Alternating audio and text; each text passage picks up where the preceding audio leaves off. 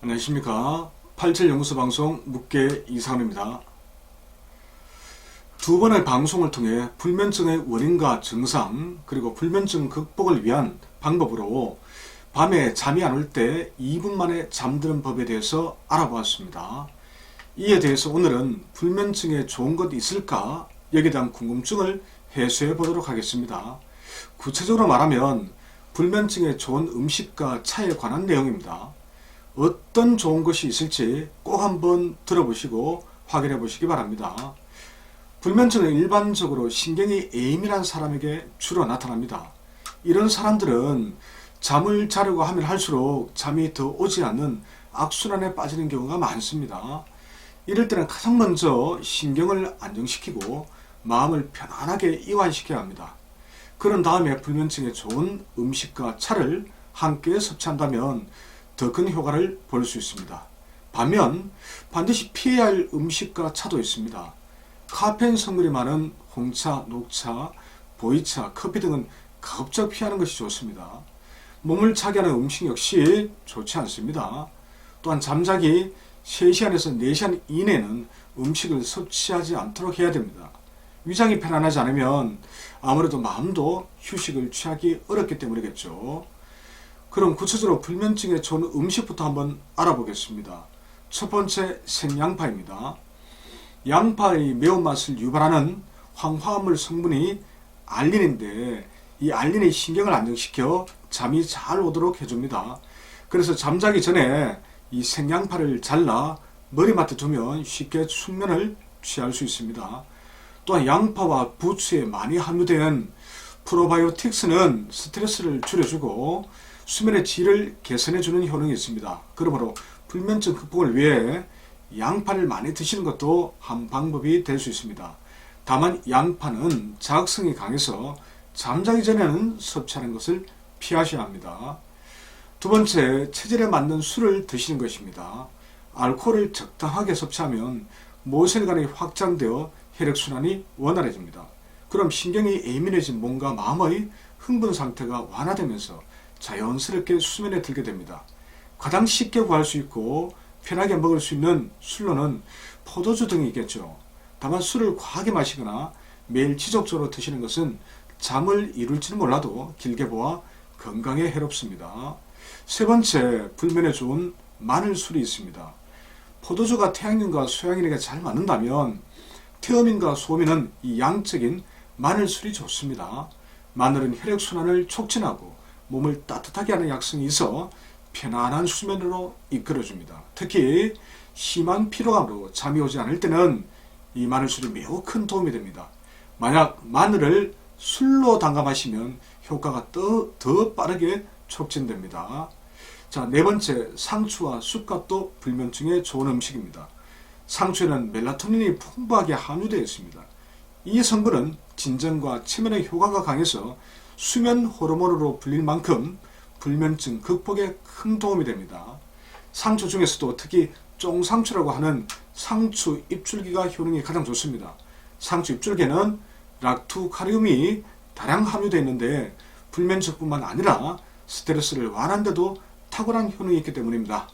방송 들으신 여러분들도 상추를 많이 드시고 졸렸던 경우가 있죠. 바로 그런 효과를 생각하시면 되겠습니다. 어쨌든 이 상추 잎줄기 쫑상추는 상추가 키가 점점 커지고 잎은 작아지면서 상추대가 길게 나오는데 바로 그 부분을 말합니다. 이때 이 상추대를 잘라보면 속에서 하얀 진물이 많이 나옵니다.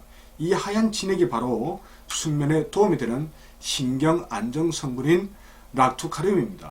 이번에는 불면증에 좋은 차에 대해서 살펴보겠습니다. 첫째, 산조인 차입니다. 불면증에 좋은 차로 가장 대표적이죠. 이 산조인은 산대추나무, 맷대추나무라고도 합니다. 이 산대추나무의 열매 씨를 말하는데 대추보다 약성은 더 강하고 크기는 조금 작습니다. 이 산조인은 진정, 최면 작용이 매우 강해서 불면증, 신경쇠약, 정신불안, 심장 두근거림, 고혈압 등에 좋습니다. 산대추의 씨앗인 이 산조인뿐만 아니라 이 산조인, 멧대추 과육 역시 진정작용이 있으므로 함께 배합해서 사용하신다면 더 효과를 볼 수 있습니다.